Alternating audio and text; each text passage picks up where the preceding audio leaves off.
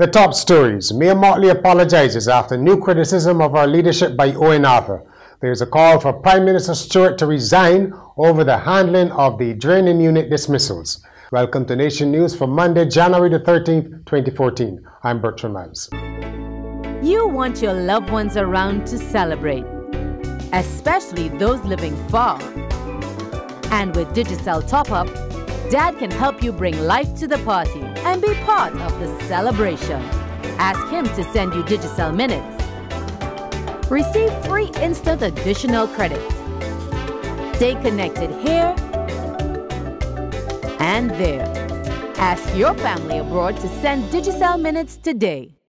The opposition Barbados Labour Party has been scrambling to limit the damage from a scorching critique of its leader, Mayor Motley, by her predecessor, Owen Arthur. The St. Peter MP and former Prime Minister has signalled again that he has no faith in Ms. Motley's stewardship. Mr. Arthur did so via a letter published exclusively in Monday's Daily Nation, which also criticised her for nominating him over his objection for her proposed eminent persons panel on rescuing the economy. In a statement today, this is what Ms. Motley had to say. I sincerely regret Mr. Arthur's unwillingness to be considered for a nomination to this eminent persons group had the government agreed to its formation. In this vein, I apologize for any offense he may have taken. It is also regrettable that a letter written by Mr. Arthur addressed to Mr. Kerry Simmons and read and discussed at our parliamentary group meeting on the 30th of December 2013 could now find its way to the front page of today's Nation newspaper. I hope that we can now put this matter behind us and proceed with the people's business. The statement, however, did not address Mr. Arthur's damning indictment of her leadership, but she said that her colleagues would not be distracted from focusing on the poor state of the economy. Political analysts said the leadership issue needs to be settled once and for all by the party. The bust-up among the key figures of the BLP served to overshadow Sunday night's launch of the party's People's Assemblies, a campaign forum against the government's economic policies. Owen Arthur was advertised as a speaker, but he failed to show. Those turning up at the Frederick Smith Secondary School heard Mayor Motley hit out at Prime Minister Stuart for what she called his persistent silence on matters affecting Barbadians. The MP for St. Joseph, Dale Marshall, called on Mr. Stuart to resign for the way the severance of nearly 400 drainage workers was handled. This administration is an administration that has not only lost the confidence of Barbadians, they've lost the confidence of the international community, they have lost the confidence of anybody who is anybody. But in that list of people, the ones who matter most are the people like you and I here today. As Sandals Resorts continues to put its stamp on the former Ammon and Casuarina Resort in Barbados, another Caribbean nation where the hotel chain received substantial investment perks, has been singing its praises.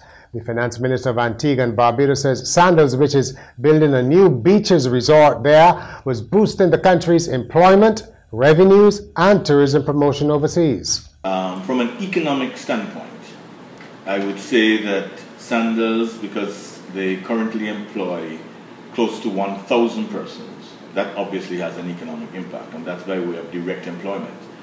But there's also the question of indirect benefits through employment.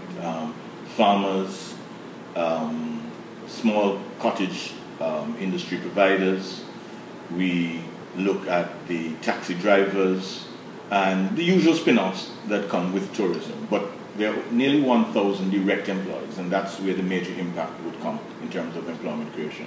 At Courts, every day we bring affordability, convenience, innovation, and style to over 1 million customers in 11 countries. From homes to communities, we are proud to make a difference in the lives of many across the region. Courts, bringing value home.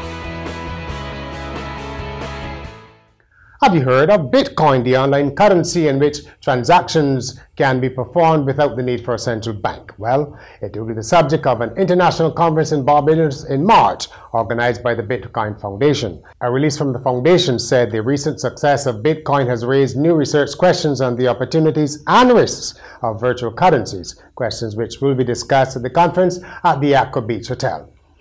In Caribbean news, Guyana's reputation as the suicide capital of the Caribbean shows no sign of abating. At least 20 people have died at their own hands so far this year. Others are recovering from failed attempts. Guyana has one of the highest suicide rates in the world, and the government says a national effort is required to deal with the problem. In other news from Guyana, the police have reported a 7% increase in serious crimes for 2013. There were 154 murders, 15 more than 2012, and a third of which the police say they have not found a cause. St. Lucia is getting foreign support to rehabilitate areas of agriculture damaged by the Christmas Eve rainstorms. Agriculture Minister Moses John Baptiste says aid from Caribbean and international agencies was given a fillip to local farming. So we are witnessing a process that if interventions are not quick and immediate, we are predicting that in the next few months our food security situation will be troubled, and so we are very thankful based on that. We are very thankful for the urgency with which the agencies have come together to assist. In sport, the oldest cricketer still playing at the highest domestic level in the West Indies has been named in the Caribbean campuses and colleges squad for the regional 50-over competition starting this month. He is Floyd Reefer, still going at 41. And sprinter Asafa Powell will appear at a Jamaican Anti-Doping Committee disciplinary hearing on Tuesday. The former 100 meters world record holder tested positive for a banned stimulant at the Jamaica National Championships in June. And finally, tens of thousands of people around the world have been taking part in No Pants Subway Ride Day, traveling on subway networks in their underwear in a carefully orchestrated international prank.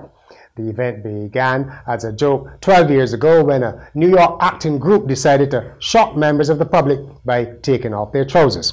But it has ballooned to become an event recognized in over 60 cities in more than 25 countries, not including Barbados. And that's Nation News. I'm Bertram Niles.